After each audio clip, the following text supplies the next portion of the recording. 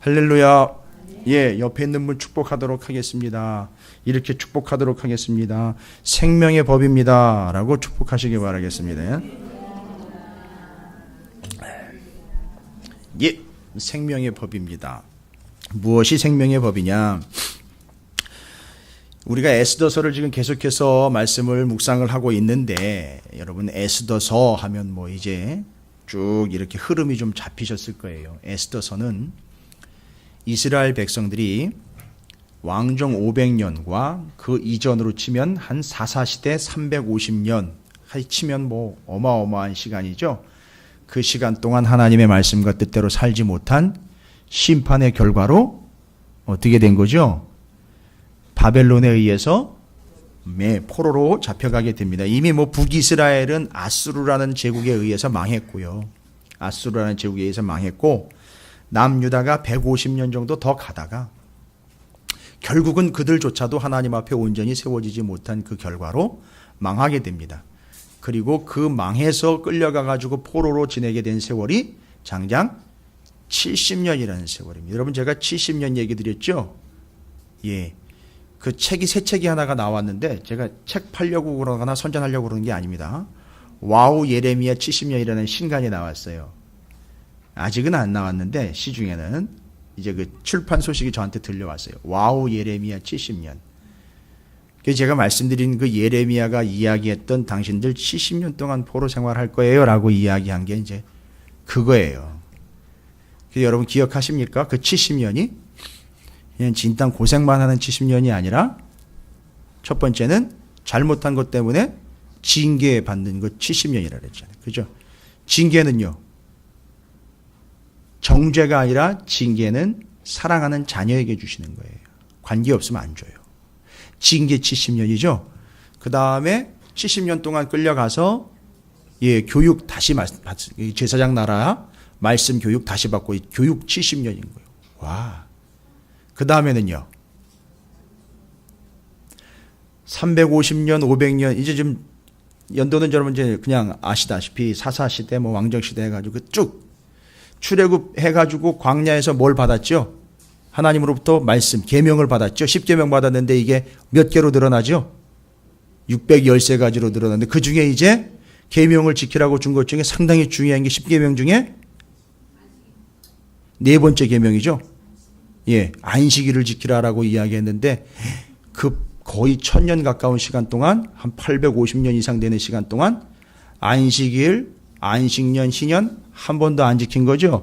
그걸 토탈 해보니까 몇 년 나오더라? 70년 나오더라. 그래서 70년 가가지고 거기 가가지고 하루도 안식하지 못하는 포로 생활을 살아가게 됐다.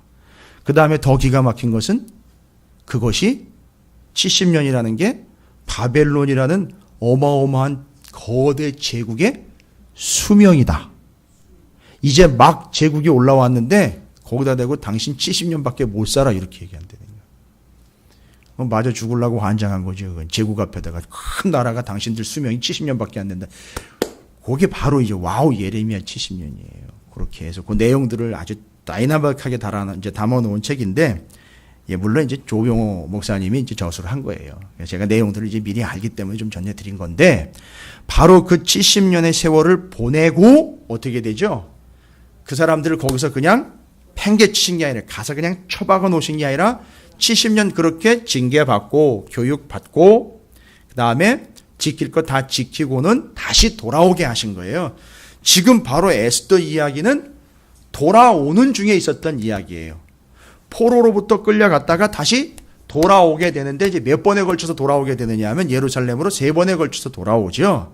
3번에 걸쳐서 돌아오는데 첫 번째 수룹바벨과 예수아가 이끌고 들어온 첫 번째 무리가 성전 막 짓고 있을 때 아직 돌아오지 못한 땅에서는요, 페르시아라는 제국하에 지배를 당하고 있는 이스라엘 백성들이 지금 이런 일을 겪고 있는 거예요. 무슨 일이죠? 아직 돌아오지 못한 사람들이 남의 나라 땅에 끌려간 그대로 하만이라는 사람 때문에 멸절을 당할 위기에 처하게 됩니다. 그런데 그렇게 멸절을 당할 위기에 처했던 이스라엘 백성들이 어떻게 되죠? 기가 막히게 구원을 받습니다. 그 구원을 받는데 중요한 역할을 한 게 누구죠? 에스더와 모르드게라는 두 사람이 상당히 중요한 역할을 해서 하만이라는 작자가 아말렉 족속이라 그랬죠. 광야에서 이스라엘 백성들 뒷공문이 치면서 몰래 가가지고선 뒤에서 이스라엘 백성들을 괴롭히고 공격해왔던 아말렉 족속의 후손. 그래서 그 사람에게는 상처가 있는 거죠. 늘 당했다. 이스라엘에게 우리가 당했다니까 내가 갚아주겠다. 이런 마음이잖아요. 그 하만이 아하수에로 왕의 신복이 돼가지고선 아하수에로 왕에게 눈을 멀게 하고는 싹 가리고는 잘하는 척하면서 조서를 꾸며가지고선 공포를 했지요. 무슨 조서죠? 예, 정해진 날에 하루를 정해서 이 수산성은 물론이거냐 페르시아의 땅에 있는 누구죠? 유대인들은 싹 다 죽이고 그들의 재산은 어떻게 하기로요? 싹 뺏어가지고선 죽인 사람이 뺏어가는 거예요. 이런 법을 만들었어요. 그래가지고 그 법을 공포를 했습니다, 여러분. 이미 공포한 거예요. 그런데 그 하만이라는 작자의 그 계획가 어떻게 됐죠? 드러나게 됐어요. 드러나게 되고 유다 땅, 유대 이스라엘 백성들은 그 법 때문에 죽을 위기로부터 이제 구원을 받게 됩니다. 그리고 하만은 그 죄값을 받아서 모르드게를 잡아 죽이려고 장대를 매달았던 거기에 자기가 죽게 됩니다. 죽고 여러분 하만의 재산이 어마어마했었죠. 유대인 죽이는데 쓴 비용 얼마 되겠다 그랬죠. 은 1만 달란트 자기가 되겠다 그랬죠. 와, 어마어마한 돈이에요. 그런데 그 전 재산이 누구의 것이 됐습니까? 하만은 죽고 거짓말 하시면 안 돼요. 누가 부자가 되느냐 이거 큰일 나는 일입니다. 물론 모르드게가 됐든 에스더가 됐든 둘이 돈 때문에 싸울 사람들은 아니니까. 근데 오늘 말씀에 나왔잖아요.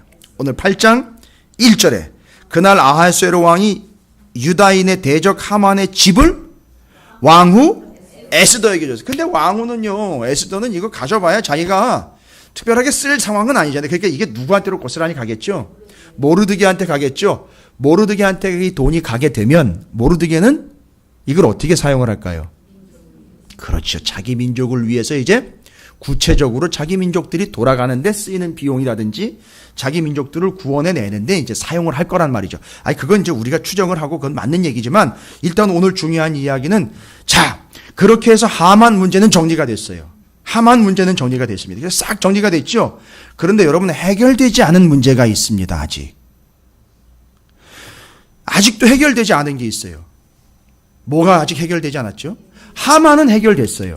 그것을 꾀했던 주동자 하만은 정리가 됐습니다. 그런데 성경을 잘 읽으셨네요.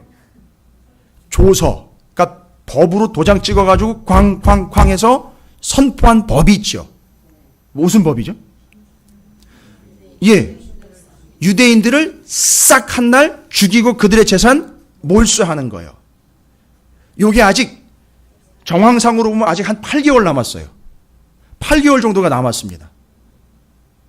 그러니까 이게 선포가 된 겁니다.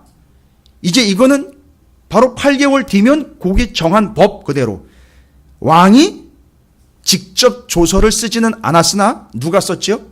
하만이 쓰고 왕이 반지를 인장 반지를 빼어줘가지고 왕이 찍어가지고 전국 페르시아가 다스린 전 땅 여기 나와 있는 건대로 하면 인도부터 구스까지 그 어마어마한 땅덩어리에 쫙 펼쳐가지고 그날 한날은 유대인들은 싹 죽이고 유대인들 재산은 니들이 다 가져가라. 그러니까 아직 요거는 어떻게 되어 있는 거죠? 요 법은 아직 살아 있습니다. 왜요? 법이기 때문에 그래요. 여러분 이제 제가 말씀드릴게요. 우리나라처럼 요즘에 민주주의처럼 권력이 이렇게 분립이 돼가지고 삼권 분립이 있는 이런 나라에서는 불가능한 일이에요. 이런 일들은. 잘못된 법이면 어떻게 되죠? 거부하거나 다시 상정을 해가지고 이건 아닙니다라고 치워버릴 수 있잖아요. 이제 이걸 꿈꿨던 사람이 누구냐 하면 삼봉 정도전입니다. 왜 갑자기 또 일로 글로 갑니까? 예, 삼봉 정도전이 꿈꿨던 게 바로 이런 개념이었었어요.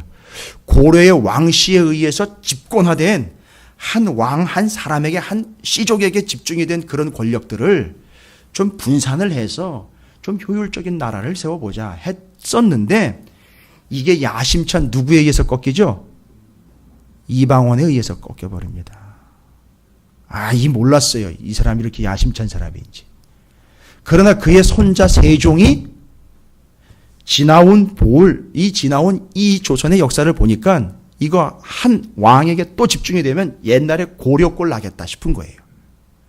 그래서 세종은 이렇게 삼봉 정도전의 생각과 성리학을 같이 병행을 해서 나라의 권한을 좀 효율적으로 분산시켜볼까 하는 마음이 또 있었어요. 이게 이제 우리나라 이야기를 잠깐 제가 섞어 말씀드린 건데, 제가 왜 말씀드렸느냐 하면 바로 요겁니다. 그러나 여기 지금 아하수에로 왕이 하만에 의해서 만들어낸 법으로서 왕은 뱉어버렸고요. 조서에 도장을 찍었고 공포를 해버렸기 때문에 이 법은 철회할 수는 없어요, 여러분. 이건 이렇게 아셔야 돼요. 이게 고대의 법이에요. 그러나 에스더는 뭐를 요청을 하지요?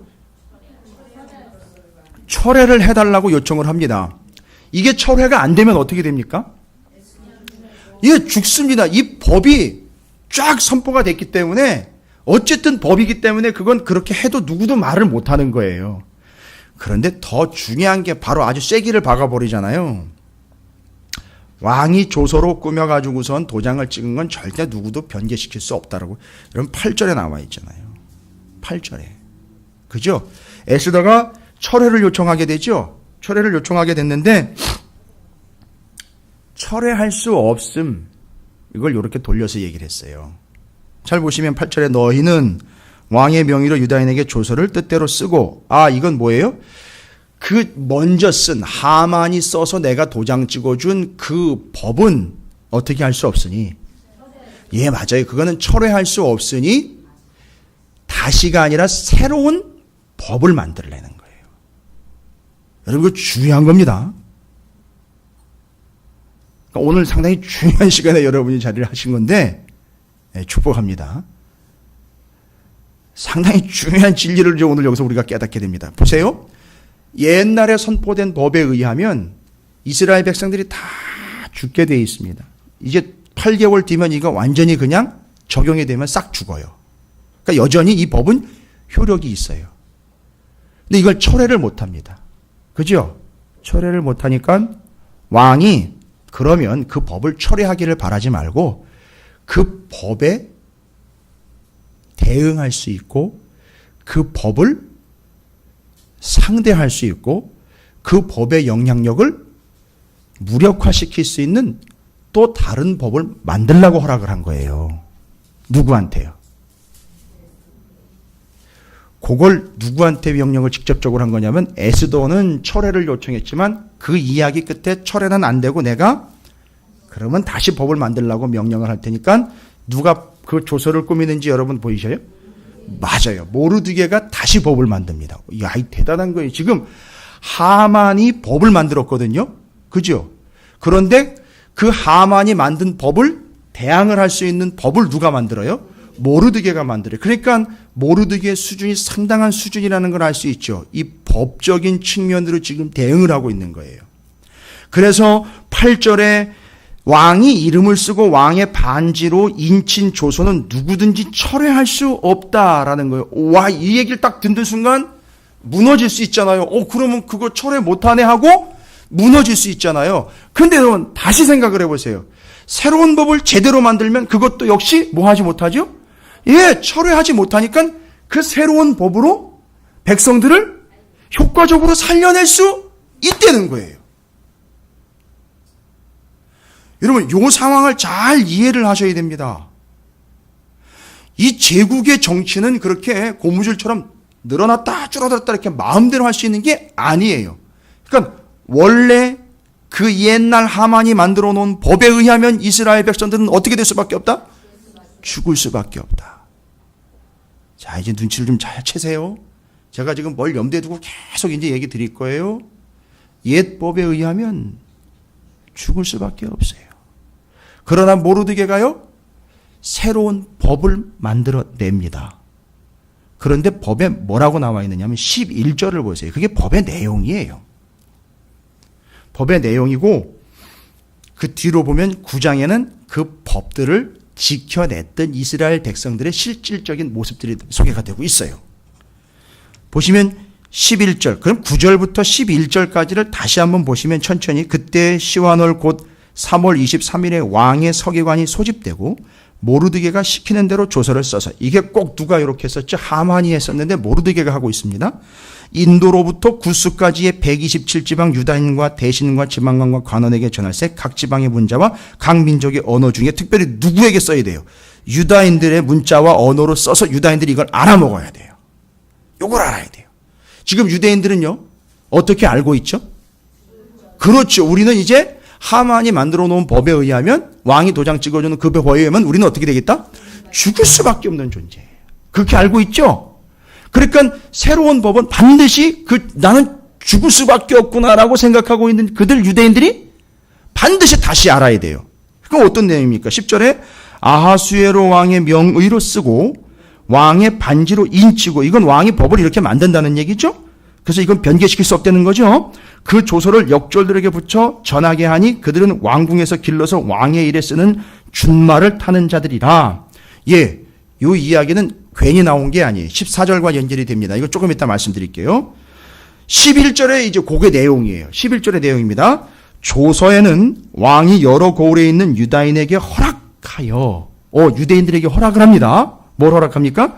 그들이 함께 모여 스스로 생명을 보호하여, 만약에 그렇게 해서 그 법, 하만이 만들어 놓은 법, 그걸 들이대면서 죽이려고 덤비면 어떻게 할 수 있다는 것, 다 모여서 그걸 대항할 수 있도록 법으로 만들어 놓은 거죠. 그리고 각 지방 백성 중에 세력을 가지고 그들을 치려고 하는 자들에 대해서는 어떻게 할 수 있다? 그 처자들을 죽이고 도륙하고 진멸하고 그 재산을 탈취할 수 있다. 꼭 바꿔서 하만이 만들어 놓은 걸 다시 역으로 바꿔놓은 거죠. 이게 새로 만든 법이에요. 이걸 모르드게가 새롭게 만들었는데, 잘 보십시오. 하만이 만든 법은 모든 페르시아의 땅에 살고 있는 누구에게 해당하는 거예요? 모든 유대인들을 싹 다 죽일 수 있고 뺏어갈 수 있다라고 이야기를 했죠. 그러나 잘 보세요. 모르드게가 새로 만든 법은 모든 이 페르시아의 백성들을 향하여 이걸 하는 게 아니라 전제가 있어요. 무슨 전제가 있죠? 그렇죠. 유대인들을 치려고 하는 자들 그들에 대해서라는 얘기가 전제가 달려 있어요. 여러분, 모르드게가 이 새로운 법을 만들 때에 그거 자기가 이제 꾸며야 되잖아요. 작성을 해야 되잖아요. 장황하고 긴 문장이 아니에요. 딱 몇 가지 핵심적인 문장으로 단어들을 취해가지고 쓰고 있는데, 이거 조금만 잘못 쓰거나 조금만 자기 생각에서 벗어나기 시작하면 어마어마한 피해가 자기 동족에게 오거든요. 이거 잘 적어야 되는데, 그리고 거기다가 또 유대인들이 깡패도 아니잖아요. 또 그렇게 해서 생명을 얻었다 해가지고 교만해가지고선 페르시아인들이나 주변 사람들을 또 괴롭혀서도 안 되는 거잖아요. 왜요? 제국에 들어와 있지만 이 나라는 무슨 나라예요? 제사장 나라의 월등함과 탁월함을 이 사람들이 지금 알고 있거든요. 깨닫고 있거든요. 그러니까 모르드게가 새로운 법을 만들 때에 자기가 새롭게 만들어낸 게 아니라 원래 있던 법을 부활을 시켰어요. 여러분 눈치채셨어요?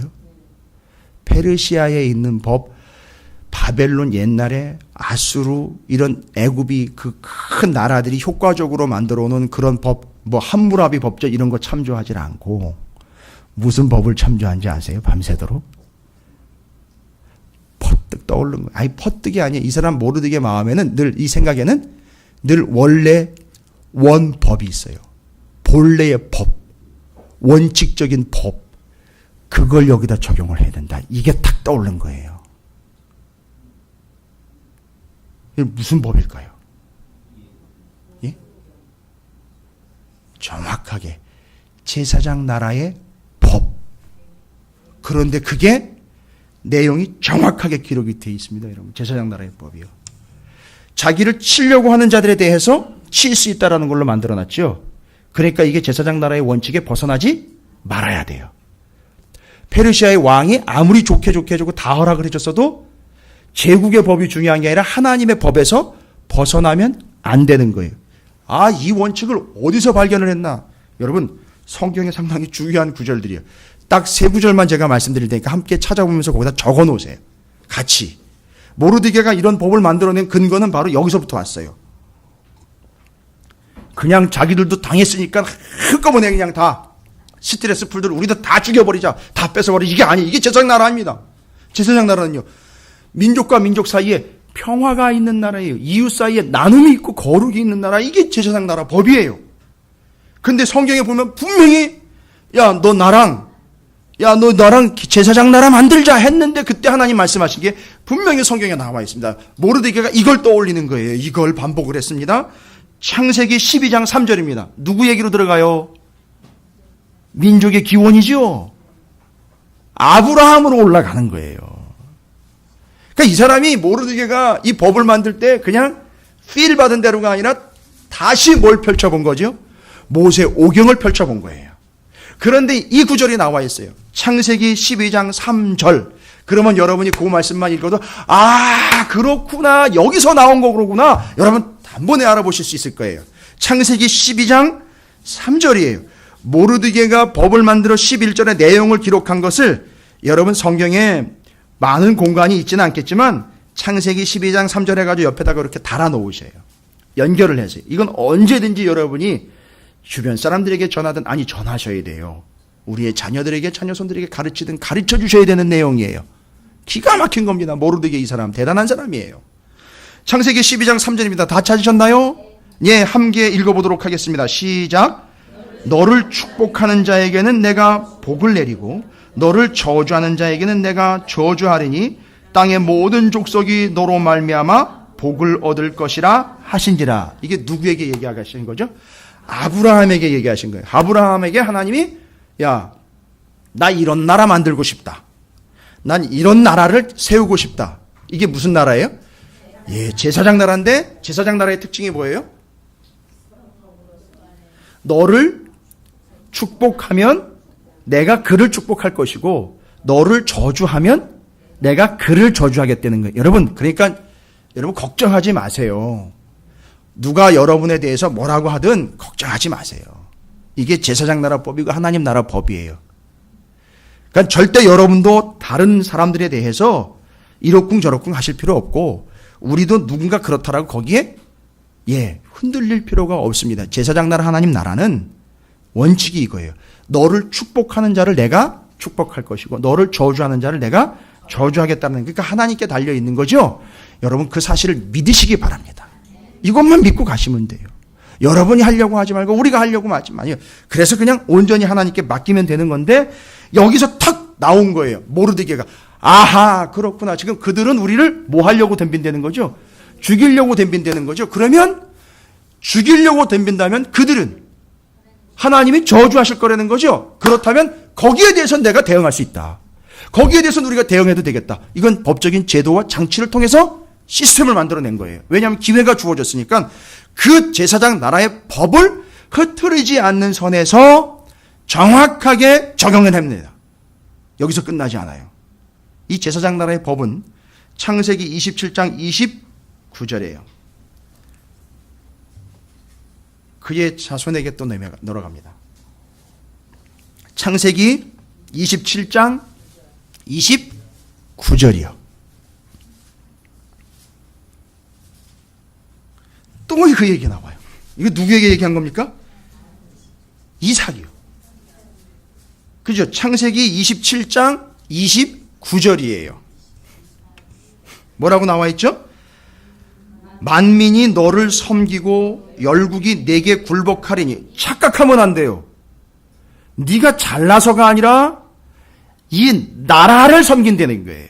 그리고 이 나라의 백성이 네가 되면 바로 그 열국이 너를 섬기는 건데 그건 너를 섬기는 게 아니라 누구를 섬기는 게 되는 거죠?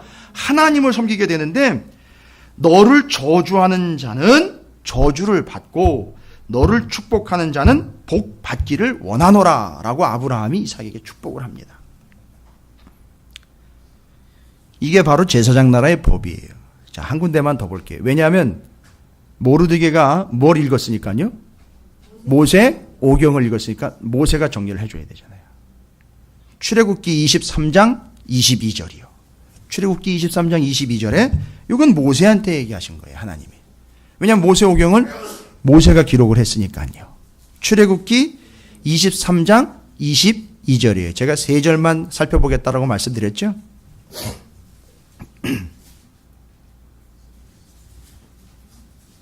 출애굽기 23장 22절입니다. 천천히 찾으세요. 예, 천천히 찾으세요. 출애굽기 23장 22절입니다. 창세기 다음에 있는 건 아시죠? 예, 창세기 출애굽기 23장 22절 말씀. 이건 모세한테 얘기하신 겁니다.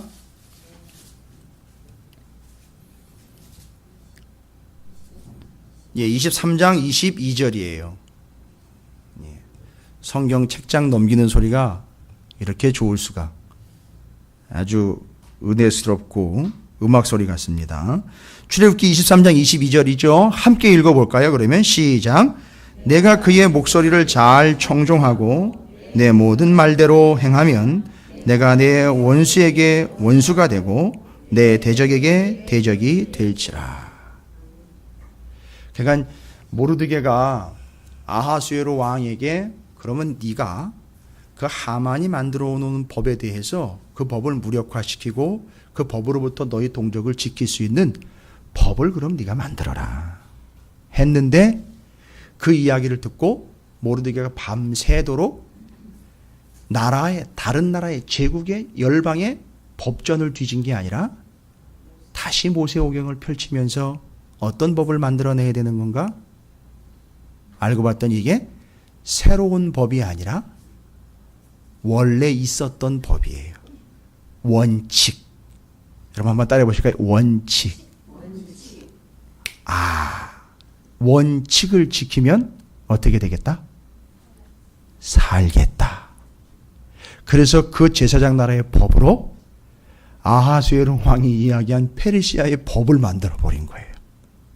원칙이 제사장 나라의 법이 돼버린 거예요. 여러분 이 어마어마한 사실이 눈앞에 보이십니까?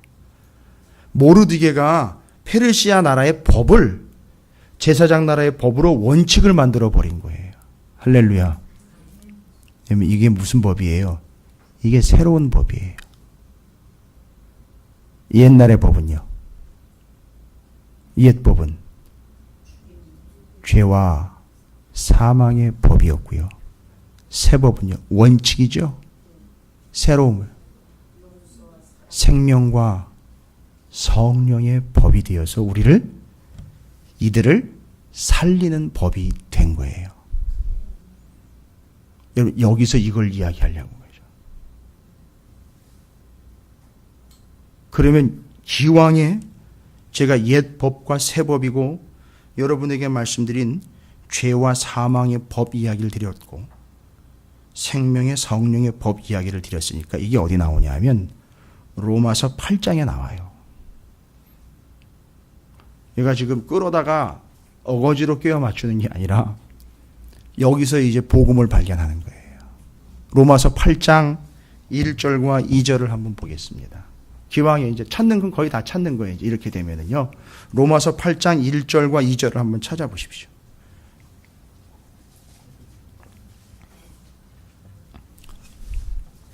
로마서 8장 1절 2절입니다. 그러니까 사도 바울이 하나님의 법인 모세오경과 구약 성경의 모든 메시지와 내용들을 거의 파악을 한 사람 중에 하나라고 봤을 때에 바울이 옛 법과 새로운 법의 의미와 차이를 정확하게 누구처럼 이해를 하느냐 하면 모르드게처럼 이해를 했다라고 보시면 돼요. 제가 이제 바울의 율법을 전공을 했는데 바로 그게 법이에요. 법이라는 측면으로 보면 상당히 깊이 들어갈 수 있는 부분이죠. 로마서 8장 1절과 2절입니다. 신약 성경 248쪽 로마서 8장 1절 2절 말씀이에요. 이것도 중요한 말씀이잖아요. 예. 천천히 찾으십시오.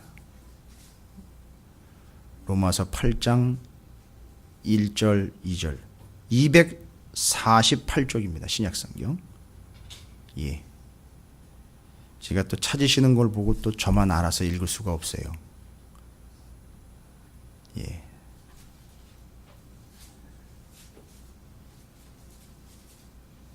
로마서 8장 1절 2절 함께 좀 읽어보도록 하겠습니다. 자, 찾으셨습니다. 시작. 그러므로 이제 그리스도 예수 안에 있는 자에게는 결코 정죄함이 없나니 이는 그리스도 예수 안에 있는 생명의 성령의 법이 죄와 사망의 법에서 너를 해방하였습니다. 할렐루야. 예, 이 원리입니다. 이 원칙이에요. 그러니까 옛 법은 죄와 사망의 법이에요. 그러니까 옛 법 그대로 내버려 두면 이스라엘은 다 뭐하게 돼 있다? 죽을 수밖에 없고 그 옛 법을 그대로 받아들이고 살아가고 있는 사람들 만약에요. 새 법이 그래서 아까 준마 이야기가 나온 거예요. 빠른 말, 튼튼한 말로 뭐 하려고죠? 요 새로운 법을 빨리 알려줘야 어떻게 해요? 그렇죠. 살 수 있으니까 그 말은 시시한 말을 준비하면 안 되는 거잖아요. 옛 법을 옛 법만 알고 있어요. 하만이 만들어 오는 옛 법 선포한 대로 그대로만 알고 있어요. 그러면 그 사람 어떻게 되는 거죠? 그렇죠. 죽이려고 덤벼도 그냥 속수무책으로 당하는 거예요. 그냥 죽습니다. 그러니까 옛법이 의미가 하는 게 그거예요. 옛법 그대로 가면 죄와 사망의 법으로 옛날 그 습관 그대로 가면 죽는 거라는 거예요, 여러분. 옛날 스타일대로 그렇게 가면 그냥 그렇게 예전처럼 그렇게 살아가는 겁니다. 그냥 죽는 거예요. 이게 자동으로 죽는 거예요. 그러나 이제 새로운 생명의 성령의 법이 선포가 됐습니다. 이거는요, 제사장 나라의 법이에요. 하나님이 저주하는 자, 너를 저주하는 자를 내가 저주하고 너를 축복하는 자를 내가 축복하겠다라고 명확하게 얘기하신 거예요. 그래서 이제 그 법을 받아들이면, 새로운 법을 받아들이면 이제 우리는 죽지 않고 살 수 있는 거예요. 이제 소망이 된 거예요. 그러니까 이 새로운 법을 받아들이고 살아가야 되는 거죠. 그러니까 모르드게는 이 새로운 법이 어디로부터 온 거죠? 새로운 게 아니었어요. 원래 원칙인 하나님의 나라의 제사장 나라의 법이었어요. 근데 왜 이렇게 남의 나라의 포로로 끌려왔습니까? 그렇죠. 그 사람들이 하나님의 법을 지켜서 주변에 있는 나라들이 축복이요 복받게 해줬어야 되는데 오히려 주변에 있는 나라들에게 선한 영향력을 미치지 못하고 역할을 못한 거예요. 그러니까 오히려 이들을 포로로 끌어다 앉히신 거죠. 왜요? 계속 이 사람들은 자꾸 뭐에 따라 살고 있는 거예요, 지금. 옛법에 의해 살고 있는 거예요. 자꾸 옛날 걸 가지고 살아가는 거예요, 자꾸. 추억이라고 말씀하지 마십시오. 자꾸 변명할 필요도 없습니다. 이건 변명한다고 되는 게 아니에요. 이 법의 이야기는 법이라는 표현을 제가 왜 자꾸 쓰냐. 이건 법 앞에서는 변명이 통하지 않기 때문에 그렇습니다. 자꾸 옛날 것, 그 전 것, 그 이전 것, 또 옛날의 내 습성들 그런 것들이 자꾸 계속해서 나를 영향을 주고 있어요. 지금 뭐가 선포가 됐는데요. 새로운 법이 선포가 됐는데도 자꾸 옛날 거를 생각을 하고 있습니다. 그리고 자꾸 옛날로 돌아가요. 옛날 습성이 나와요. 그건 죄와 사망의 법이에요, 여러분. 그러니까 우리 좀 주의해야 될 것 같습니다. 아니, 주의가 아니에요. 이건 믿느냐 안 믿느냐의 문제죠. 예. 나는 이제 주님 안에서 새로운 존재가 됐습니다. 그건 본인 생각이고요. 이건 법적인 문제라고요. 근데 나오는데 어떻게 자꾸 옛날 속성이 나와요. 옛날 습성이 나와요. 그게 옛법인 거예요. 그거는요. 그렇게 살아가는 것 자체는 죽음을 허락하는 거나 마찬가지가 되는 거예요. 자, 그러면 모르드게 얘기로 다시 돌아갈게요. 그렇습니다. 지금 그런 상황이 되었으니 이제 새로운 법이 제정이 되어서 반포가 되어야 됩니다. 그렇죠?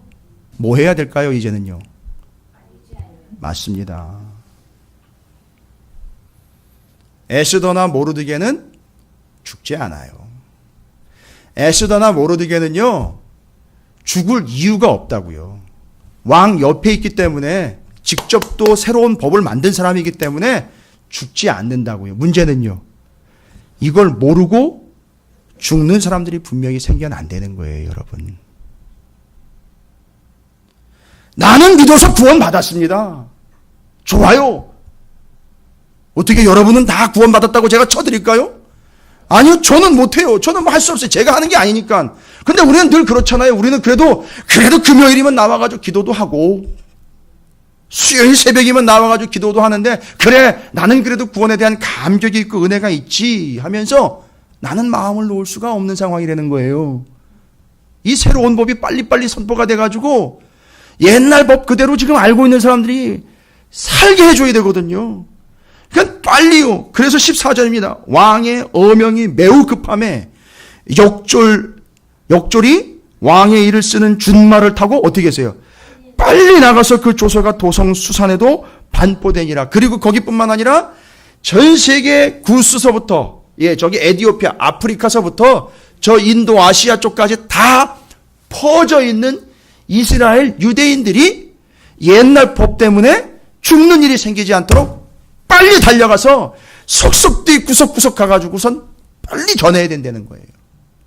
여러분, 오늘 저는 사순절 33번째 날을 맡고 있는 우리 찾아내는 교회 성도 여러분들께 좀 간곡히 부탁을 드릴게요.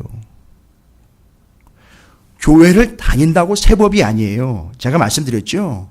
자꾸 옛날 것으로 돌아가가 옛날 것을 이야기하며 자꾸 자기가 살아온 것들을 근거로 해서 그 옛날 속성이 자꾸 나오는 것이요. 이것은 옛 법의 지배를 받고 있기 때문입니다. 그러니까 여러분이 해주셔야 될 게 뭐냐면 이 새 법이요.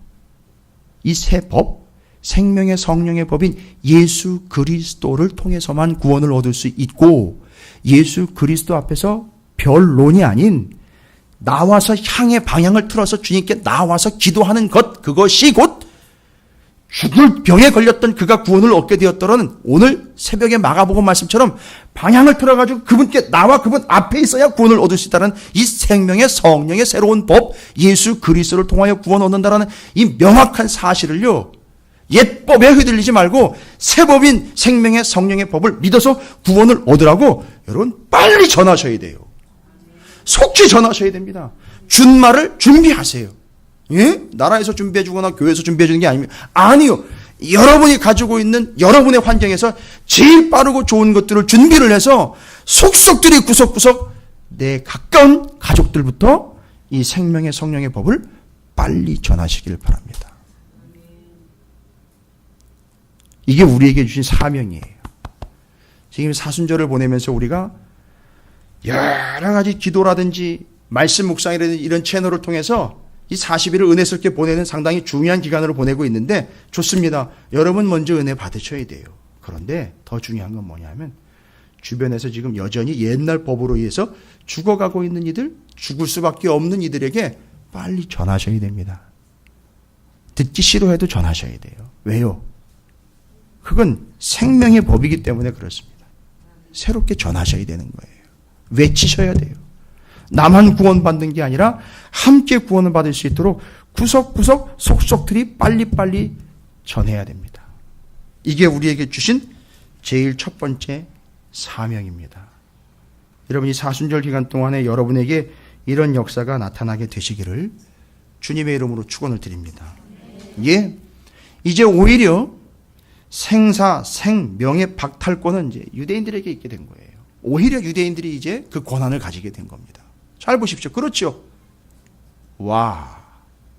그러니까 저들이 나를 죽이려고 공격을 하면은요, 그들을 죽일 수 있는 거예요. 그건 법적으로 문제가 안 되는 거죠? 그거는요, 법적으로 하나님 뭐라고 얘기했다고요? 그 나라의 법이요? 너를 저주하면 내가 죽이겠다는 거예요. 내가 저주하겠다는 거죠.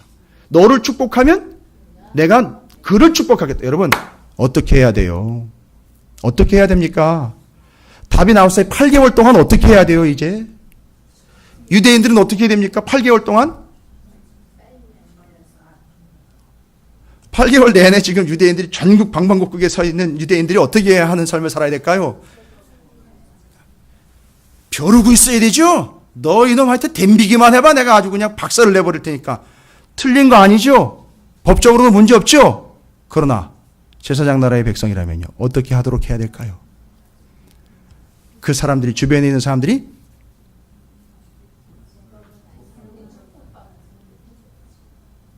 그렇죠. 오히려 나를 저주하러 덤비지 않고 오히려 축복해 줄 수 있는 존재가 될 수 있도록 우리가 어떤 삶을 살아야 돼요? 영향력 있는 삶을 살아야 된다는 거예요. 그러면 그 사람들이 어떻게 되는 거죠? 죽을 수밖에 없는 그들이 그렇죠. 구원을 얻게 되는 거잖아요. 여러분, 그들이 나를 축복하지 않으면 거꾸로 하세요. 그냥 여러분이 그들을 그냥 축복하세요. 할렐루야. 혹시 이건 뭐 저한테도 먼저 해당되는 거예요. 오해와 감정적인 것으로 인하여 여러분께서 얽혀 매인 게 있고 오해하시는 바가 있다면 그냥 그들을 축복을 하세요. 그리고 속히 그들이 우리를 인정해주고 축복해주는 존재가 되도록 해야 돼요. 그런 영향력 있는 삶을 살아가야 됩니다. 그래야 그들이 구원을 얻을 수 있잖아요. 첫 번째, 가장 구석구석까지 가까운 데서부터 시작해서 못 듣는 이들이 없도록 빨리 우리는 전해야 됩니다. 그리고 남아있는 8개월 기간 동안에 저들이 나를 저주하도록 만들지 마세요. 저들이 나를 축복하는 존재가 될 수 있도록 여러분들이 애쓰셔야 돼요. 그런데 어떻게 해야 된다고요? 그 사람들 얘기를 들어주는 게 그들을 축복하는 게 아니에요. 그들이 깨닫도록 해줘야 되거든요. 그들의 편이 되어준다고? 아니요. 그들의 편이 되어주면 한정도 없습니다. 뭡니까? 원칙을 지켜야 돼요. 무슨 일이 있어도 어떤 상황일지라도 우리는 절대적인 여호와 하나님 나라의 법을 목숨 걸고 지킨다라는 걸 보여줘야 돼요. 그래서 그들이 우리를 인정하는 거는 그 사람이 착한 사람이기 때문에 인정해 주는 게 그것도 중요해요. 그런데 왜 착한가를 봐야 돼요.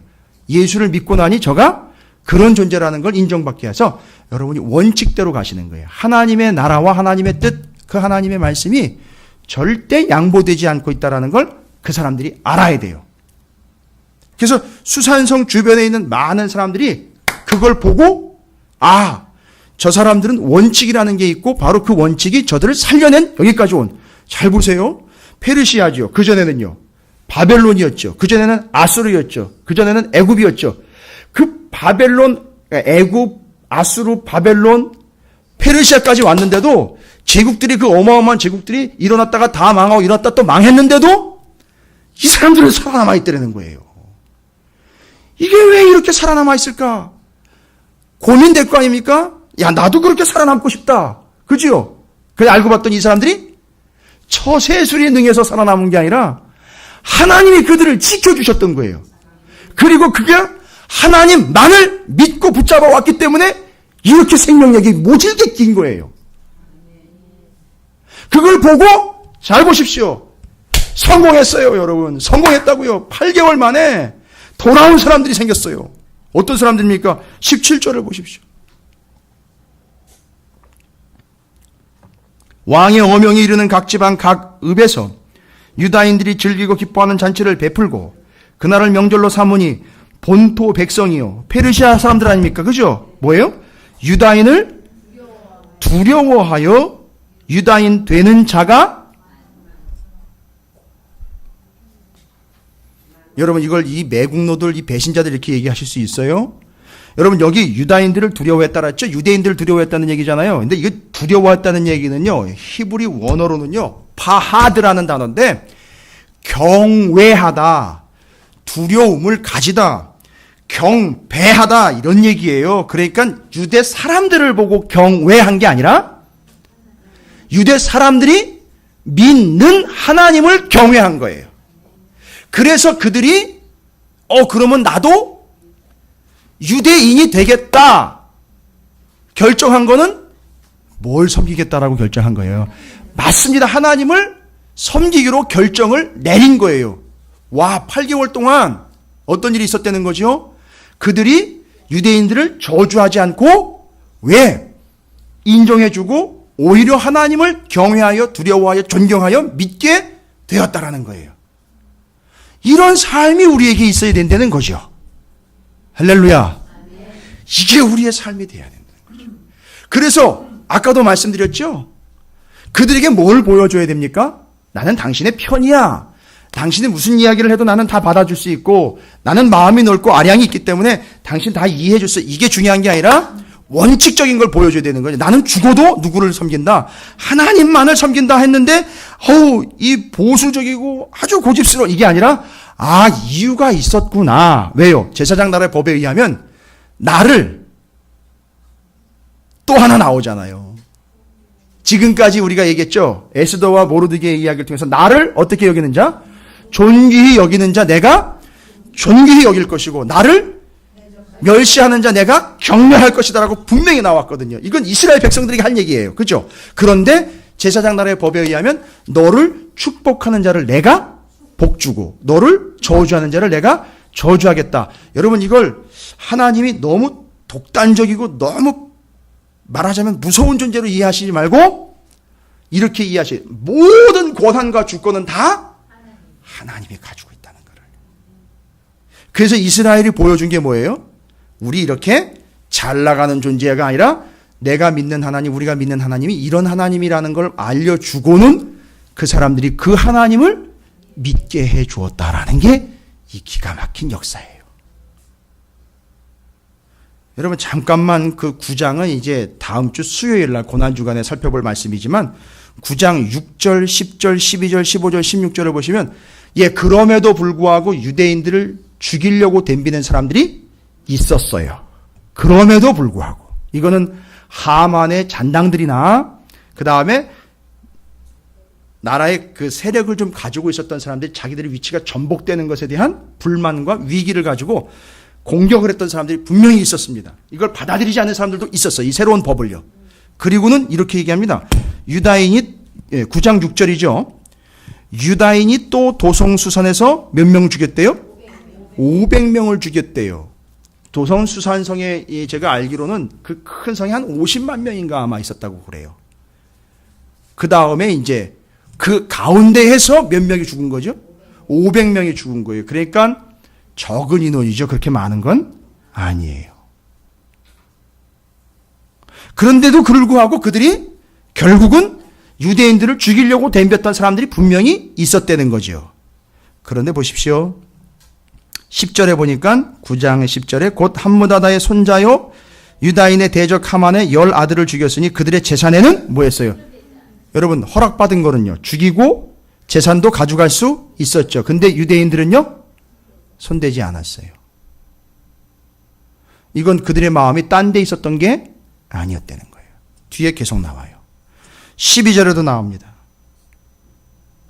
이미 500명을 죽이고 멸하고 또 하만의 여다를 죽였으니 왕이 다른 지방에서는 어떠하였겠느냐. 이제 그대의 소청이 무엇이냐 곧 타락하겠노라. 그대의 요구가 무엇이냐 또한 시행하겠노라 하니 모르드게가 만든 새로운 법이 효과가 있다 없다. 있다는 거예요. 증명이 된 거예요. 지금. 그렇게 해서 대적하는 자들이 그렇게 많지 않게 정리가 됐고 15, 16절에 아달월 14일에도 수산에 있는 유다인들이 모여 또 300명을 수산에서 도륙하되 그들의 재산에는 손을 대지 아니하여. 그러니까 너를 저주하는 자를 하나님이 저주하는 개념으로서 정리를 하고 있다는 사실입니다. 이게 끝난 거예요. 16절에 왕의 각 지방에 있는 다른 유다인들이 모여 스스로 생명을 보호하여. 여러분, 보호한 거예요. 공격해서 그들을 친 게 아니라 보호한 겁니다. 여러분, 어렵지만 여러분이 공격자가 되지 마시고요. 그냥 보호하시고 방어하세요. 하나님이 하실 거예요. 할렐루야. 원칙을 지켜서 하나님의 원칙으로 방어해내세요. 그러니까 하나님만을 보며 하나님 말씀만을 지켜만 가시면 그것이 여러분을 지키는 방법이고요. 그것이 바로 그들에게 하나님이 이런 분이라는 것을 알려주는 계기가 되는 겁니다.